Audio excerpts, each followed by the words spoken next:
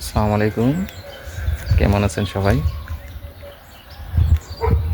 শীত শেষ, বসন্ত শুরু, পাখির কলরবে মুখরিত চারিদিক এবং আবহাওয়ারও পরিবর্তন। আমি একটা জিনিস দেখাই, আমার বাসার সামনে শীতের ভিতরে ধনিয়া পাতা চাষ করছিলাম। তো ভিউয়ার্স, দেখতে থাকুন আমাদের দেশীয় ধনিয়া পাতার চাষ কেমন হয়েছে পর্তুগালের মাটিতে।